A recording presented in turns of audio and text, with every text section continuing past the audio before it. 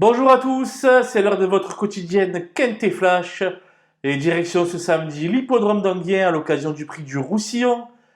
C'est une course européenne réservée à des chevaux âgés de 7 à 10 ans.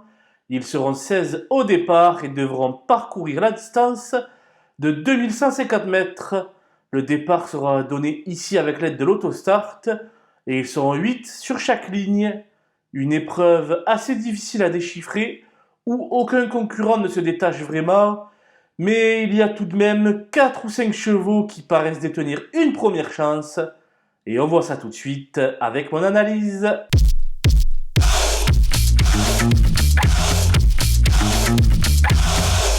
Les bases avec le 3 Gasoline du Seu qui vient de fournir une superbe valeur sur ce parcours.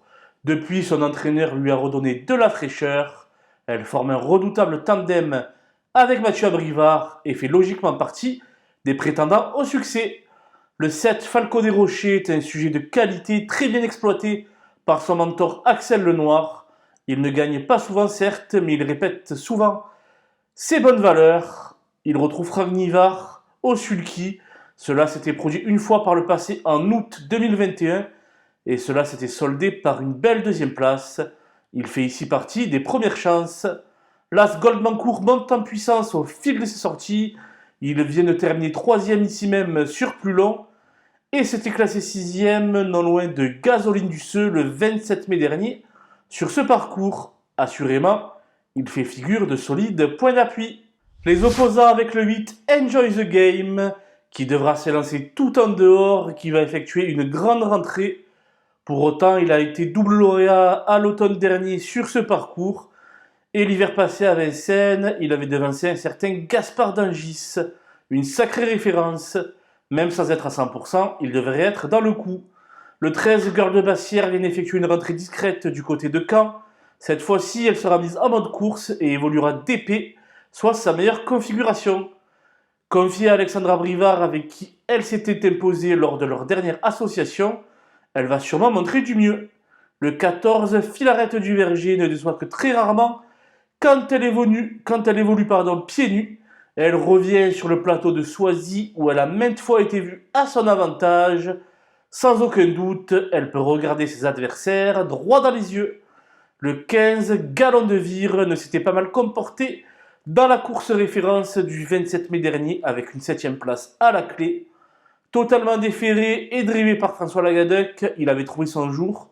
Sur ce parcours encore, le 17 mars, encore une fois, il devrait bien tenir sa partie.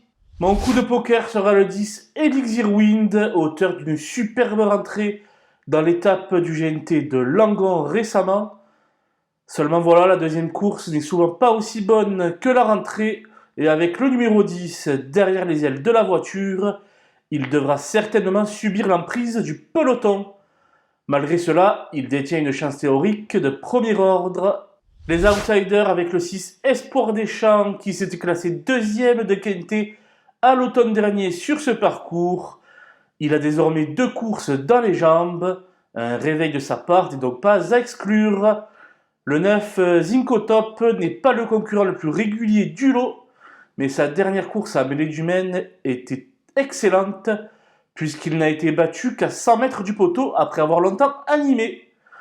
C'est un candidat sérieux pour les places. Le 11 Hérode Ludois vient de montrer du mieux à Cherbourg. Ce vieux tonton n'a certes plus son lustre d'antan, mais néanmoins, il me semble à même de causer la surprise. Le 4 Disco d'Ocagne n'a plus de marge de manœuvre, mais il a tiré un très bon numéro derrière les ailes de l'autostart. En rasant les murs, il pourrait bien accrocher un petit lot. Le 5 Grande de Ranchy se contente de petites places ici et là depuis de nombreuses semaines.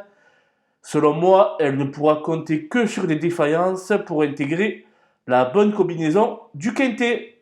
Les délaissés avec le 16 Fossoyeur qui semble loin de sa meilleure forme et qui devra s'élancer tout à l'extérieur de la seconde ligne avec le numéro 16. Dès lors, sa tâche s'annonce très compliquée. Le 2 démocrate est complètement hors de forme depuis de nombreux mois, même avec ce bel engagement au plafond des gains. Je pense qu'il n'aura pas la partie facile. Le 12 Forsica du Rocher éprouve du mal à se distinguer même dans des épreuves à réclamer. Ici, face à une telle opposition, ses chances me paraissent bien minces.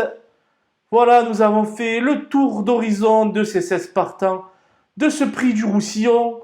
Je vous laisse avec ma sélection et mes conseils de jeu. Bonjour à tous!